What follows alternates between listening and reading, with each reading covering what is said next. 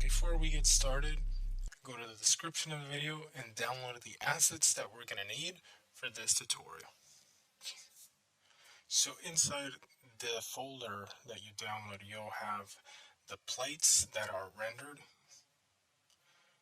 These were rendered in Maya using Arnold, but if you want to use or make your own plates, I also include the Carnage rig, and this is an FBX file, and this file can be imported into most 3D softwares like Maya, 3ds Max, Blender, and it also comes with the rig.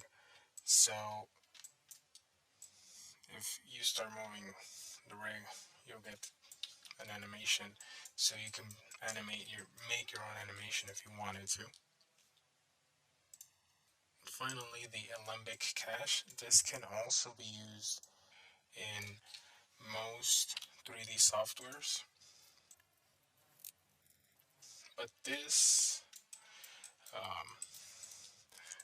object, we still have to add the textures, and the textures are also included, so you can use these. So now that we are in After Effects, we can start importing all our assets.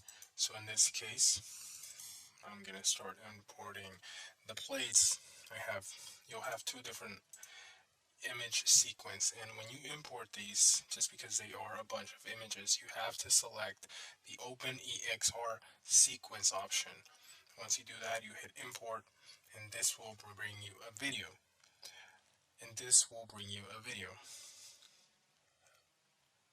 But the way the video it's interpreted, it's saying that it's 30 frames per second, when in reality this should be at 24. So what you're going to do is right click, interpret footage, go to main, and select 24, hit OK, and now it's at 24 frames per second. We're going to do that for the other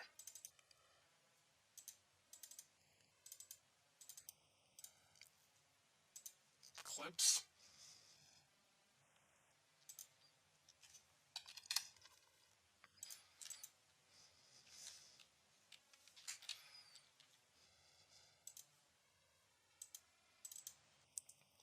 And I also include an ambient occlusion pass, which is basically the same video, but with different color or render colors or render settings or render mappings, or it's just a different pass that has different data on it, but it's basically the same thing.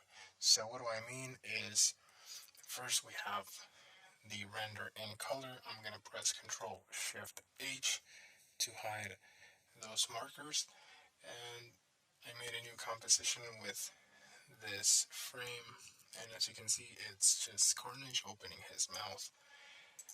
And now there is a second pass, which is it's still at 30 frames per second, so I'm going to right click, interpret footage, main, 24, OK. And now I can just extend this. And now I have Carnage. It's the same clip, but it has an ambient occlusion map to it. And we have to add this as a multiply. And we'll get this sort of white aura because there's different settings in the final render. But once you make a black solid for a background, that aura will disappear, simply because it's not mapping anything, and we're setting it to multiply. And if I come here and I add a curves option, just to make this darker, you'll see that we're adding shadows. So that's basically what this video or map or pass is. It's the same version of the video, but the shadows that are captured in the render or in the object. So I want to make this as dark as possible so we don't see the inner side of the mouth, which sells out. And just set it to multiply. And if we take this off, you can see the entire inner mouth. Well, maybe we don't want to make it too dark, maybe something like that. So that's how we're going to use the passes. So now we're going to import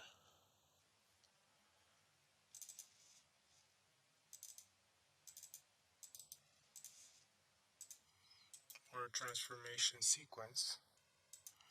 So the next step is to import my camera. And once I bring in this Maya project, it's going to create a pre-composition named camera. And inside this composition, we'll have the camera and two null objects. For now, I'm going to create a new layer. Just go to layer, new, solid, and let's make this a red layer. Hit OK, hit OK. Select toggle switches to switch this to make this a 3D layer. And because the way the scene was set up, we're going to have to change the scale of this to a 0.5.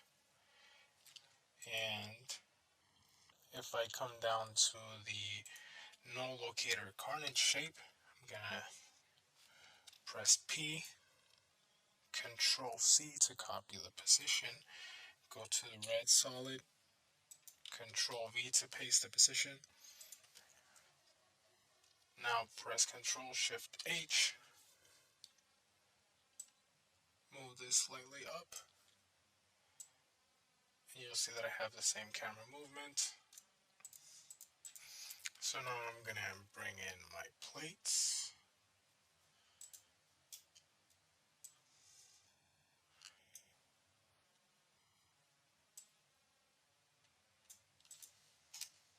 I'm going to delete that solid for now. Some of these only exported a few frames out of the 55 frames total animation. So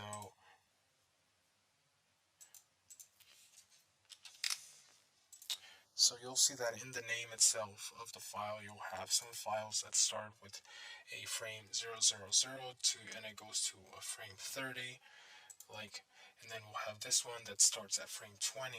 So if we go to frame 20 and move this to make it the first frame,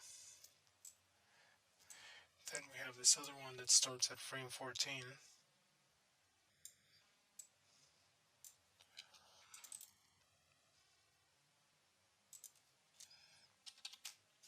And the difference of this one is the simple colors, and because I ran into issues changing the values of the final outputs of the render and I couldn't figure it out and I just had to do the renders, I decided to only export certain frames.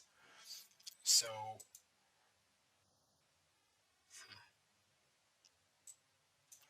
for example, here it's the same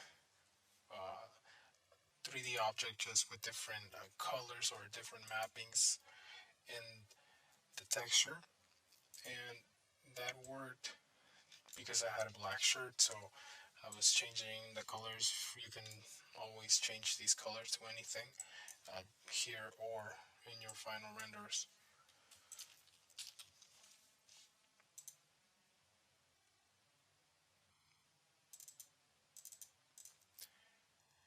And there's also another render that this one is a little different. It starts at frame 18.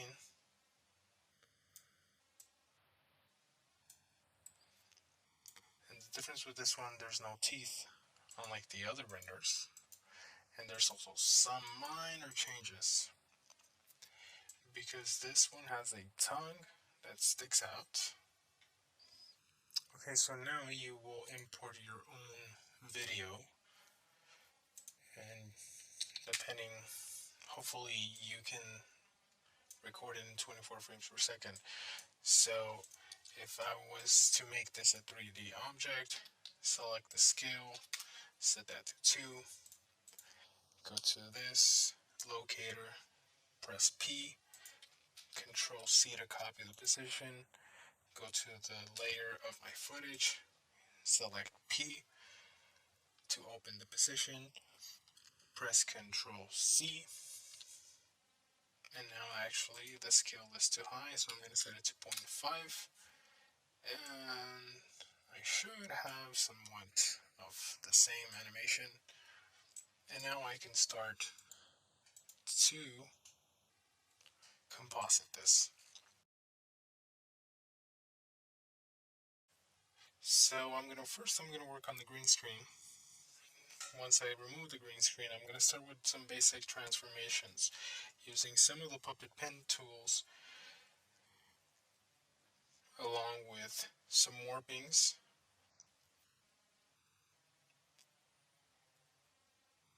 and the liquefy effect.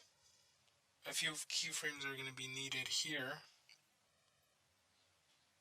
and you're going to try to make the changes. So for example, I decided to change the size of the head to try to make it look like it's transforming into the size of the head, things like that. And while that is transforming, changing the colors and adding masks to some of these values, and at the same time bringing out the other elements. So there was a lot of masks involved in this process, a lot of masks with color tintings to, for example, I would make some of the layers of the carnage that from the face tinted with a sample of the color of my skin, and then with some masks animate that to slowly change into the red or dark brown color that the carnage has.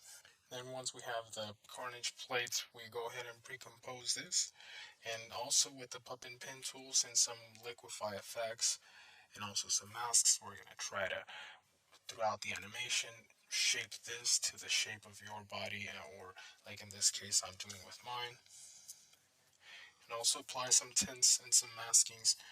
Apply some tints, copy the layers and make some tints. Make some layers and some colors, sample of color of your skin using the tint effect, and go change that with some masks, slowly adding some sort of color change on both layers to blend them both.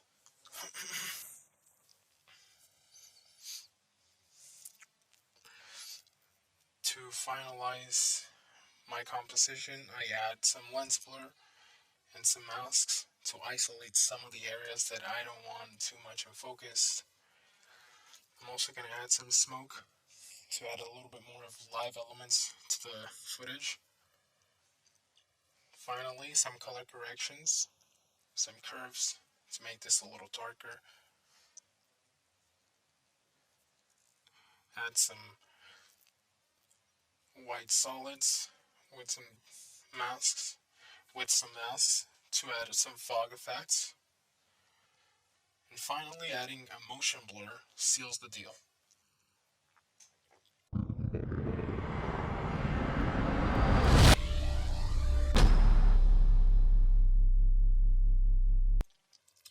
Alright, that's it for this one. I hope you guys learned something from it. If you did, don't forget to give it a thumbs up. Let me know what you think about the video. If you have any suggestions for any new ones, post it in the comments below. Thank you for stopping by. I'll see you in the next one.